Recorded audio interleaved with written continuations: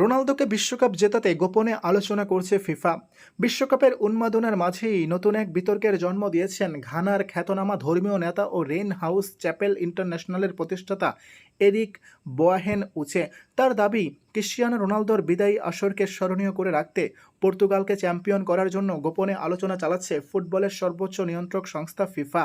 সামাজিক যোগাযোগ মাধ্যমে ছড়িয়ে পড়া এক ভিডিওতে উচে দাবি করেন, তিনি আত্মাধিকভাবে এমন কিছু বৈঠক দেখেছেন যেখানে পর্তুগালকে ট্রফি জেতানোর পরিকল্পনা করা হচ্ছে। তার ভাষ্য, রোনালদোর কারণে পর্তুগালকে বিশ্বকাপ জেতানোর বিষয়ে ফিফা আলোচনা করছে। ফুটবলেও যে এত রাজনীতি আছে তা আমি আগে জানতাম না। ঘানার এই ধর্মীয় নেতা আরও দাবি করেন, এসব কথিত বৈঠকের সময় তার আত্মা সেখানে উপস্থিত থাকে এবং তিনি সব আলোচনা শুনতে পান।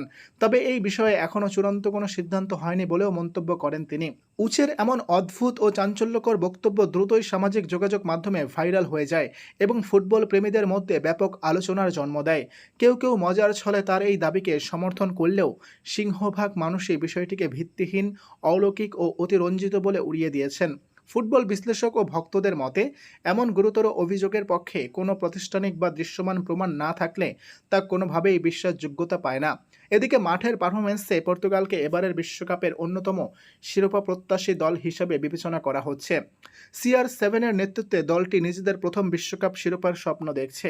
তবে কোনো ধর্মীয় নেতার এমন কাল্পনিক দাবির বিষয়ে ফিফা বা পর্তুগাল ফুটবল ফেডারেশনের পক্ষ থেকে আনুষ্ঠানিক কোনো প্রতিক্রিয়া জানানো হয়নি। উল্লেখ্য, এরিক বেহানের উচে এর আগেও ফুটবল ও বিভিন্ন রাজনৈতিক বিষয়ে ভবিষ্যৎবাণী করে আফ্রিকান গণমাধ্যমে আলোচনায় এসেছিলেন। তবে মাঠের ফুটবল ছেড়ে এবার পর্তুগাল ও রোনালদোকে ঘিরে তার এই সাম্প্রতিক আত্মাধিক মন্তব্য বিশ্বকাপের আবহকে নতুন করে বিতর্কিত করে তুলেছে। প্রিয় দর্শক, আপনাদের কি মনে হয়, সত্যি কি এমনটি হওয়ার সম্ভাবনা রয়েছে? সেটি অবশ্যই কমেন্ট করে জানিয়ে দিবেন।